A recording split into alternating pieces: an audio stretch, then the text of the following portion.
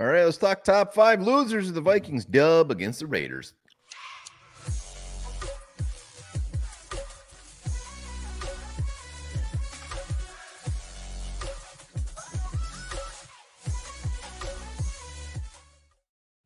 All right, welcome back to the Onebar and Lupagus show. I'm Onebar with Lupagus. Let's talk top five losers in the Vikings win against the Las Vegas Raiders. Keywords: Vikings won, but they won 3-0. When you win 3-0, there's going to be some losers that you have to talk about. But again, we won. We're 7-6. Hell yeah. Control our destiny. Thick of the NFC playoff picture. But if you don't feel like a loser, hit the subscribe button right now. It feels so damn good. You will be a winner. Yeah, let's get 10,500 subs. I can't wait to see that. So hit that sub button, hit that like button, hit that notification bell. But let's talk freaking losers, and let's start with the easy one. Let's not spend more than 8 seconds on this. Josh Dobbs, yuck. Do we have to say anything else? Well, I mean, horrible. His throws probably cost Justin Jefferson maybe the rest of the season. Who knows? I don't know what his future is with the Vikings. Maybe he never plays again for the team. Maybe he's cut Monday. Wouldn't surprise me. The Josh Dobbs thing was fun. It's over now. Tick, tick, tick. That was way more than 8 seconds. Everybody saw it. We knew we know what we saw. He is a loser.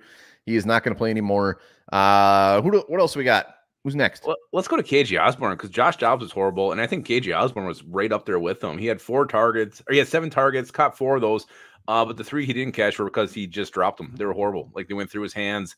KJ Osborne, I don't know what the hell was going on there with him today, but he could not catch anything. I'm very curious to see what happens with him in the offseason.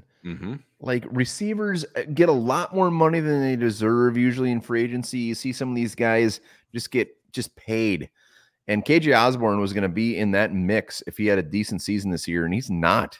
I mean, he's had some good games, had some big catches, but he did not step up this year the way I thought he was going to, and it's weird. It's not just that he's not stepping up; he's having bad plays.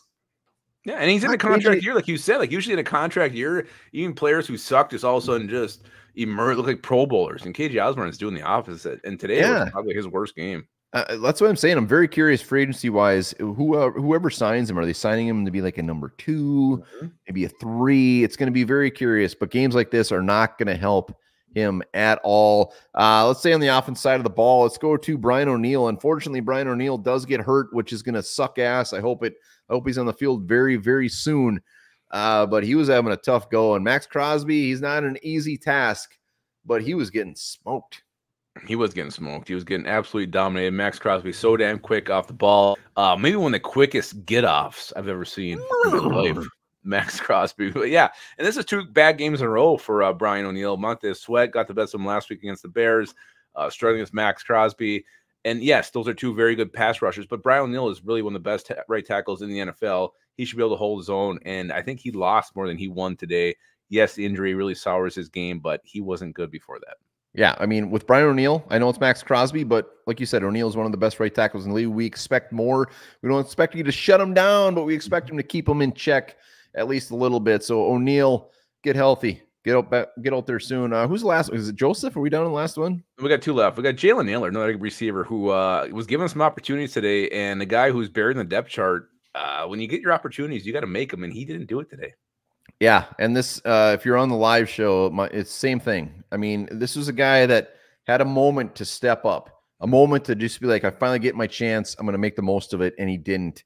You can't have balls go right through bounce off your helmet. You can't have that happen. I know a lot of people think that there's a lot of intrigue there. I could care less if I saw him out there again. Yeah, I think the mystery's over. He may just not be a very good receiver. He had 5 targets. He got 2 of those. I'm not writing him off, but that was tough. He had some. I mean, there were big throws too. One of those for a first down, and it just didn't happen. And when your quarterback's struggling like Dobbs was, I mean, to be open and not make those grabs, that's why you have 3 points. It's because you don't make the plays when they're there.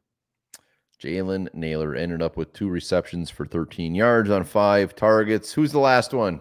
Last one is our kicker, Greg Joseph. And again, Greg, you kicked that field goal early in the game, 3-zip. That feels like a comfortable lead in this game the way it was going. that like would have sealed the deal. Yeah. That was very early in the game, and we wouldn't have had to worry one bit because the Raiders weren't going to score.